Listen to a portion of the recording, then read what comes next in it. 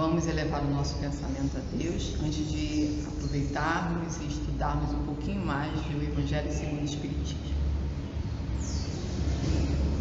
Mestre Jesus, querido irmão, agradecidos estamos por mais esta oportunidade de estudar os teus ensinamentos, de aprender um pouquinho mais através dos esclarecimentos que a doutrina espírita nos traz.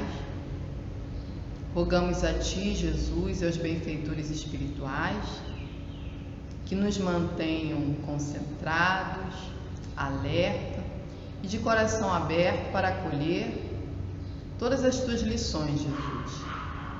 Rogamos também que a Tua luz e o Teu amor adentre a cada lar, a cada recinto que estiver ouvindo esse estudo, acolha cada coração sedento do Teu amor, da Tua luz e da Tua paz, Jesus. Estejam conosco agora e sempre. Graças a Deus, que assim seja. Então, irmãos, hoje estamos estudando o Evangelho segundo o Espiritismo, no capítulo 12, Amai os vossos inimigos. Estudaremos o item 1 e o item 2. Kardec, para iniciar este capítulo, ele utilizou os evangelhos de Mateus e de Lucas. Então eu vou ler ele completo e depois a gente vai voltando e pincelando cada ponto, tá? Então, lá no item 1, Mateus nos diz o seguinte, através dos ensinamentos de Jesus: aprendeste que foi dito, amareis o vosso próximo e odiareis os vossos inimigos. Eu, porém, vos digo, amai os vossos inimigos, fazei o bem aos que vos odeiam e orai pelos que vos perseguem e caluniam, a fim de serdes filhos do vosso Pai que está nos céus, e que faz se levante o sol para os bons e para os maus, e que chova sobre os justos e os injustos. Porque, se só amardes os que vos amam, qual será a vossa recompensa? Não procedem assim também os publicanos? Se apenas os vossos irmãos saudardes, que é o que com isso fazeis mais do que os outros? Não fazem outro tanto os pagãos? Está no Evangelho de São Mateus, capítulo 5, versículo 43 a 47. Nesse mesmo item, Kardec nos colocou mais um trechinho do Evangelho de Mateus. Digo-vos que, se a vossa justiça não for mais abundante que a dos escribas e dos fariseus, não entrareis no reino dos céus. São Mateus, capítulo 5, versículo 20. Já no item 2, Kardec se utiliza do Evangelho de São Lucas, que diz o seguinte: se somente amardes os que vos amam, que mérito se vos reconhecerá, uma vez que as pessoas de má vida também amam os que as amam? Se o bem somente o fizerdes aos que vô-lo fazem, que mérito se vos reconhecerá, dado que o mesmo faz a gente de má vida? Se só emprestardes àqueles de quem possais esperar o mesmo favor, que mérito se vos reconhecerá quando as pessoas de má vida se entreajudam dessa maneira para auferir a mesma vantagem? Pelo que vos toca, amai os vossos inimigos, fazei bem a todos e auxiliai sem esperar coisa alguma.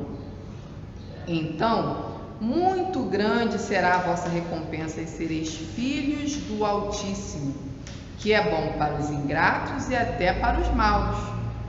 Sede, pois, cheios de misericórdia, como cheio de misericórdia é o vosso Deus. Está em São Lucas, no capítulo 6, versículo 32 a 36. E aí a gente vai analisar alguns pontos desses dois itens. A gente percebe aqui que o início do capítulo, o subtítulo, é retribuir o mal com o bem.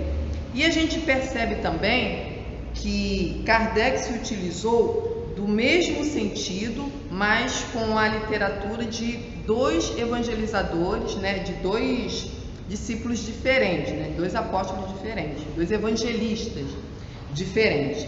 Então a gente vai analisar caso a caso. No próprio Evangelho segundo o Espiritismo, lá no início, na introdução, Kardec, para nos auxiliar e para a gente contextualizar por que Jesus falou dessa forma, por que ele citou os escribas, por que ele deu como exemplo os fariseus, os pagãos, então a gente vai ver algumas definições, tá? Eu separei aqui, ó. Nós temos lá no Evangelho, no início, notícias históricas. Kardec nos traz sobre os publicanos, sobre os escribas, sobre os fariseus, sobre os pagãos. Eu tive que buscar em outra literatura, mas começa assim, ó. Publicanos eram assim chamados na antiga Roma os cavalheiros arrendatários das taxas públicas, incumbidos da cobrança dos impostos e das rendas de toda espécie, quer em Roma mesma, quer nas outras partes do Império. Hoje esse termo se emprega em sentido pejorativo para designar os financistas e os agentes pouco escrupulosos de negócios. Aí Kardec ainda dá um exemplo para a gente, ó. Disse por vezes, ávido como um publicano, rico como um publicano, com referência à riqueza de mau quilate, ou seja, aquela pessoa que oferiu uma quantidade grandiosa, surrupiando, né, ou sendo, não agindo de honestidade para com aquele a qual ele cobrou. E mais adiante eu achei também mais outras definições que não estavam no Evangelho, as seguintes, ó. Os publicanos eram detestados pelos judeus e muitas vezes envolviam-se em corrupção, cobrando das pessoas além do que deveriam. Sofriam um grande repúdio dos fariseus, e a gente tem alguns exemplos, ó. Alguns publicanos converteram-se ao cristianismo, entre eles Mateus, que deixou o ofício para se tornar apóstolo, e mais adiante Zaqueu. Quem lembra do episódio de Zaqueu, que já estava muito entristecido de ser tão desprezado, tão apontado nas ruas, ele sobe, né, a uma árvore para poder enxergar Jesus, já que ele tinha pouca estatura. E qual a surpresa dele? Que Jesus, né, além de o ver, ainda se convida, ó, eu vou jantar na sua casa, vá para o seu lar e prepare lá um ambiente, daqui a pouco eu estou lá. Então a alegria de Zaqueu foi imensa. Então, ó, Zaqueu, depois desse contato, né, que ele era chefe dos publicanos, esse episódio está lá no livro de Lucas também, no capítulo 19, no versículo de 1 a 10. Depois, né, de ser visitado por Jesus, ele restituiu a todos o que havia defraudado. Então ali ele pagou até 4 vezes mais, né, dependendo da situação ali, ele restituiu a parte dele e começou nova vida. Tem uma história também sobre Zaqueu, mas não é o nosso estudo aqui agora. Mais adiante eu busquei também a definição de pagãos, né? Então acho que eu encontrei 3 definições. A terminologia pagão é utilizada para caracterizar as pessoas que não seguem os conceitos das religiões tradicionais. Então, os pagãos da época não atendiam aos propósitos das leis de Moisés, né? Não coadunavam com os ritos, né? com os costumes dos fariseus e dos escribas, que tinham aquela forma de se vestir bem peculiar, eles tinham um culto, né, exterior, eles tinham que andar bem vestidos e bem limpos. Então, os pagãos estavam totalmente fora disso. O mesmo que gentios, né, politeístas, aqueles que não adoravam um Deus único, que Moisés nos trouxe, né, adoravam somente a Deus. Então, eles tinham vários deuses ainda. E a gente vê que quem evangelizou, basicamente, esses pagãos, esses gentios, foi Paulo de Tarso. Era a missão dele também. Relativo ao paganismo, né? Então pagãos, eu encontrei outra definição. Relativo ao paganismo, ao politeísmo, a religião que cultua vários deuses. Então daí a gente percebe por que Jesus citou essas pessoas. Aí encontrei também sobre os escribas e sobre os fariseus. Está aqui. Dos escribas, lá no início do Evangelho, diz o seguinte: nome dado a princípio aos secretários dos reis de Judá e a certos intendentes dos exércitos judeus. Mais tarde, foi aplicado especialmente aos doutores que ensinavam a lei de Moisés e a interpretavam para o povo. Faziam causa comum com os fariseus, de cujos princípios partilhavam. Então, eles tinham algumas semelhanças, né? Bem como da antipatia que eles votavam aos inovadores. Jesus foi um inovador. Jesus estava chegando com uma proposta nova de você dar outra face, de você perdoar o inimigo, de você amar incondicionalmente. Isso para eles não era muito legal, né? Daí o envolveram Jesus na reprovação que lançava aos fariseus. Uma outra definição, um outro aspecto também dos escribas, eu encontrei num outro ponto.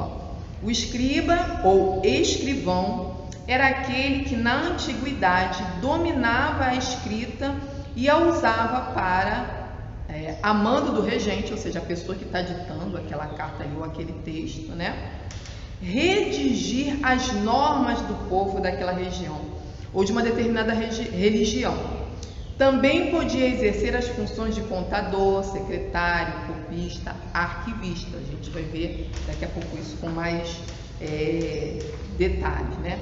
Os fariseus eram bem parecidos com os escribas. Então, Kardec nos coloca o seguinte: do hebreu perush, divisão, separação, o nome fariseus, né? A tradição constituía parte importante da teologia dos judeus. Então, eles prezavam muito pela tradição. Tudo que vinha de fora, tudo que vinha para inovar, para mudar, eles não olhavam com muito bons olhos, não. Consistia numa compilação das interpretações sucessivamente dadas ao sentido das escrituras e tornadas artigos de dogma. Então, eles tinham os preceitos ali. Constituía, entre os doutores, assunto de discussões intermináveis, as mais das vezes sobre simples questões de palavras ou de forma. Então, eles alongavam aquela discussão, e a prática que era necessariamente que Jesus veio nos trazer, eles pouco tinham, era mais a questão de impor sua vontade, impor o querer deles. Afetavam grande severidade de princípios, né? Mas sob as aparências de meticulosa devoção, ocultavam costumes dissolutos, muito orgulho e, acima de tudo, excessiva ânsia de dominação. Então, eles queriam ser, né, os donos do pedaço. Então, por isso, Jesus faz essa comparação, para que a gente não sejam, nós não sejamos como eles. Porque como você vai pedir a um fariseu, a um escriba, né, que ele tenha amor por aquele que ele julga, seu adversário de religião, seu inimigo, né? Aí ele vem nos explicando. A gente volta aqui agora ao texto que Kardec nos trouxe, né?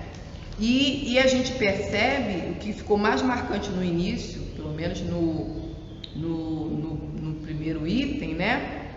Jesus usa a palavra amar, né? E nos diz fazer o bem, orar. Então nós precisamos amar os nossos inimigos, fazer o bem para eles e orar por eles. A gente percebe que é muito complicado para algumas pessoas, para nós, né?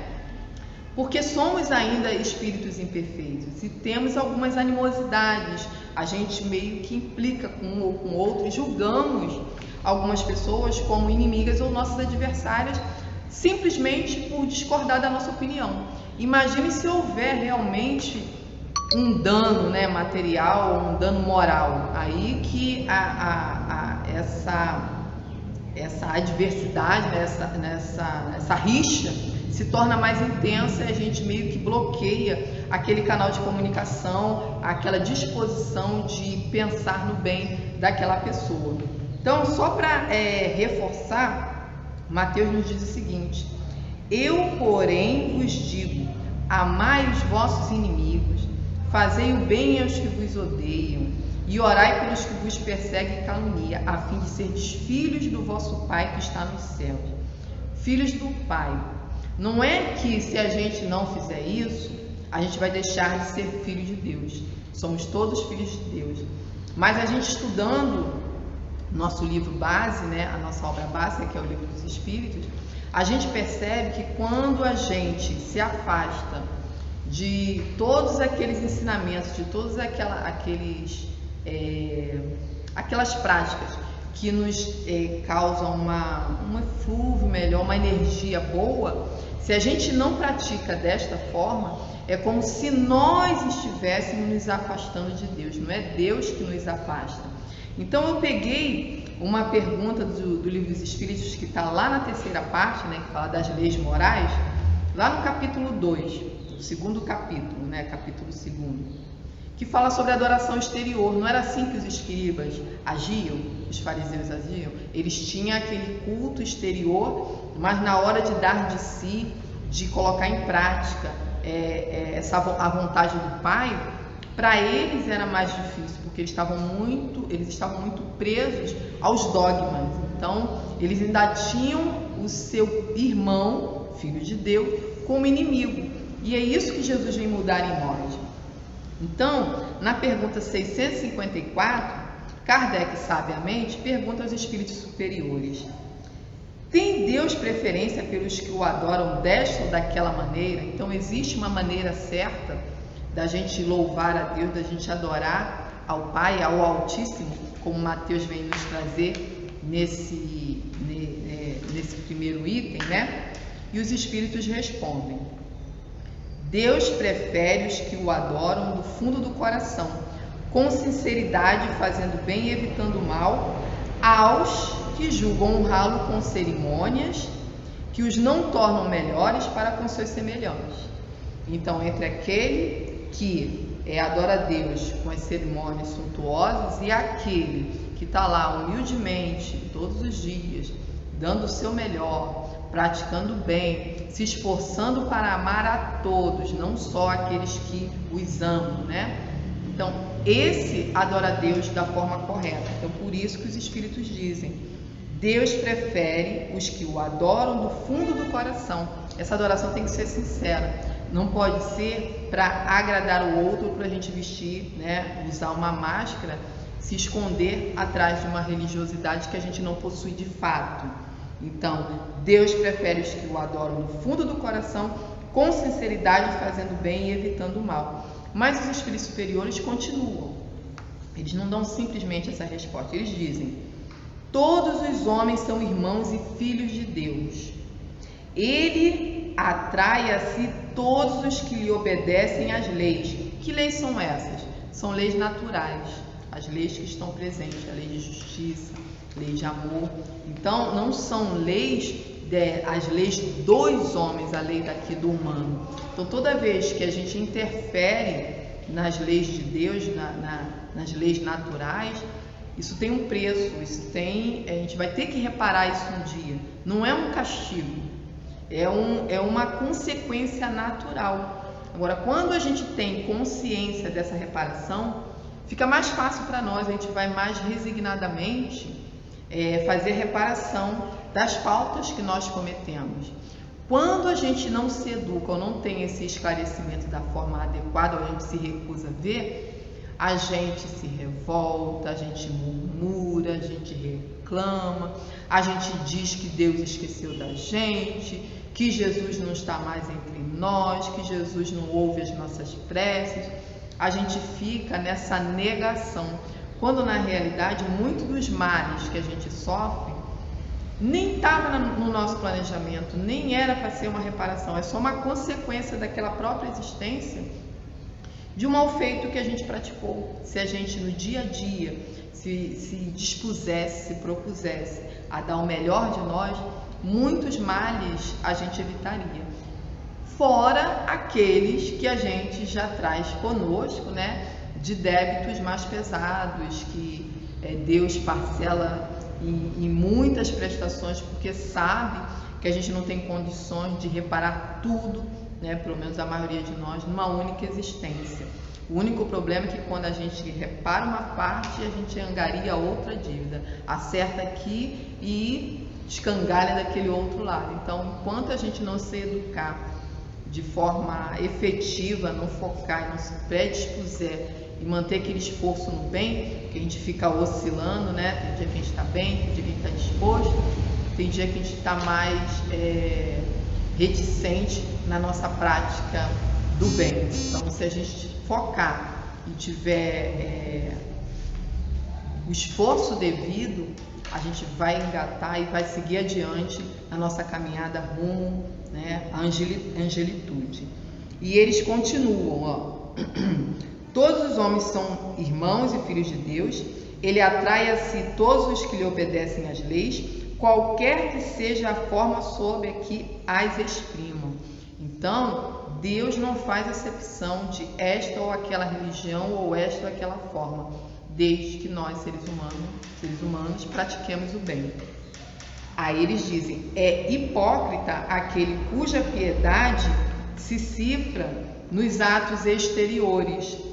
Mau exemplo dá todo aquele cuja adoração é afetada e contradiz o seu procedimento. Então, eu de lábios eu falo muita coisa, eu recrimino a pessoa que eu julgo estar fazendo uma coisa errada, mas o meu comportamento não condiz com o que eu estou pregando ou exigindo do meu irmão.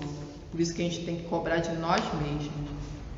Aí, para a gente finalizar e não adentrar num outro tema, eu peguei um trechinho lá do final do nosso Evangelho, o Evangelho segundo o Espiritismo. Kardec separou, no capítulo 28, uma coletânea de preces. Sempre lembrando, porque eles fizeram questão de deixar isso para nós, que a prece é para ser feita do coração. Essa coletânea é só para nos esclarecer e para dar para a gente uma ambiência maior, porque tem pessoas que dizem assim, eu não sei fazer prece, eu não consigo fazer prece. E às vezes a gente está num dia ruim mesmo, a gente não consegue nem concatenar alguma coisa saudável, né? Harmoniosa para conversar com a espiritualidade. Então, quando a gente lê uma prece dessa, a gente volta ao eixo e já consegue se expressar de uma forma melhor, de uma forma mais reverente ao Pai, né, com maior respeito, sem aquele petitório, né, que senão a gente fica só pedindo, e esquece de agradecer, esquece de louvar ao Pai, ao Altíssimo. Então eles começam, aí dão a explicação lá no capítulo 28, e começam com a prece que Jesus nos ensinou. Lá naquele episódio, quando os discípulos dizem, Senhor, ensina-nos a orar, e Jesus dita para eles a oração do Pai Nosso. Então, cada frase da oração do Pai Nosso, Kardec e a espiritualidade vem explicando para a gente como deve ser o nosso sentimento quando a gente pronuncia, né, essas palavras, essas frases, para não ficar aquela coisa automática, mecânica.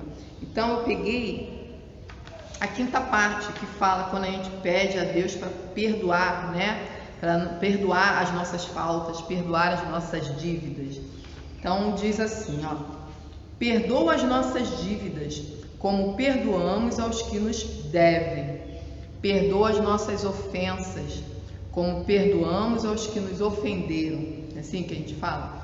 E ele nos diz o seguinte, cada uma das nossas infrações às tuas leis, Senhor, é uma ofensa que te fazemos e uma dívida que contraímos e que cedo ou tarde teremos de saldar. Rogamos-te que nolas perdoes pela tua infinita misericórdia, sobre a promessa que te fazemos de empregarmos os maiores esforços para não contrair outras, porque normalmente é assim que a gente faz, a gente acaba saldando uma e contraindo outra. Tu nos impuseste por lei expressa a caridade. O que é a caridade? É a prática do bem, né? O amor em movimento. Mas a caridade não consiste apenas em assistirmos os nossos semelhantes em suas necessidades. Também consiste no esquecimento e no perdão das ofensas. Essa é a caridade moral, né? Que às vezes a gente fica muito preso à caridade material. Devemos fazer todas.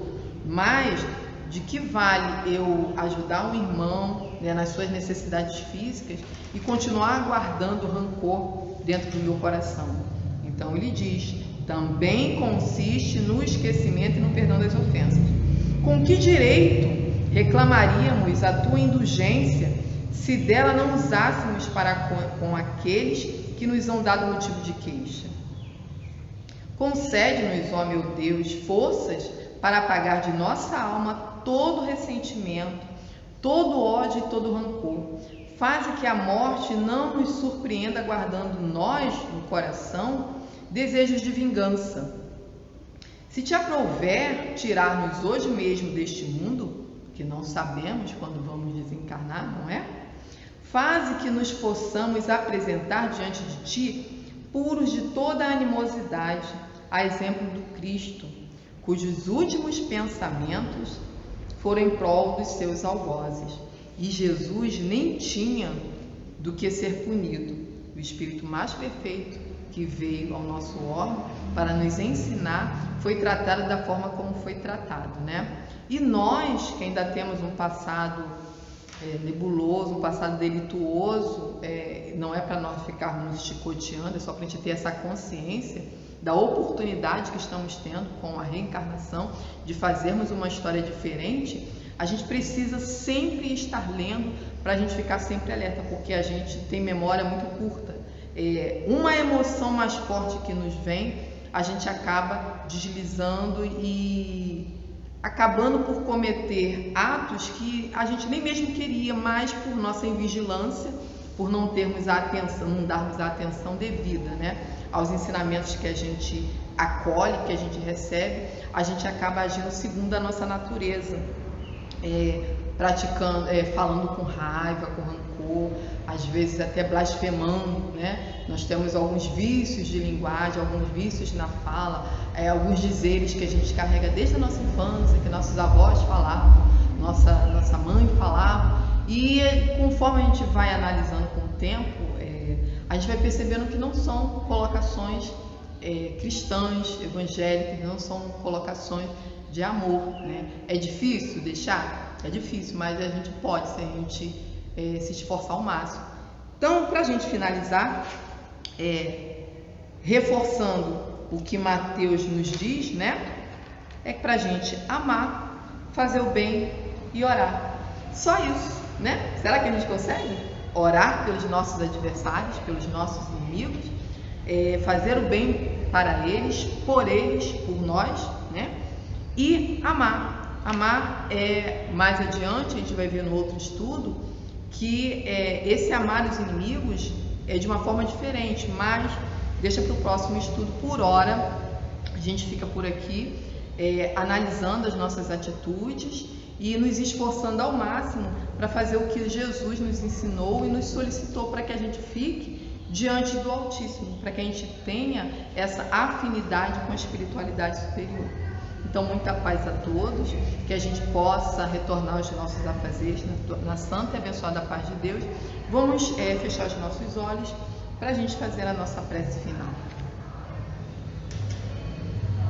Então, querido Mestre Jesus, agradecemos imensamente esta oportunidade de estarmos aqui envolvidos pelos espíritos trabalhadores e desencarnados do Centro Espírita Luz e Caridade, que ficam sempre atentos a tudo que vamos falar, a tudo que vamos explanar aqui e acolhendo aqueles que precisam de um recurso maior, precisam de um socorro mais eficaz ou mais urgente. Que todos esses lares sejam visitados, que todas essas pessoas se sintam acolhidas. Muito obrigada, Jesus. Graças a Deus, que assim seja.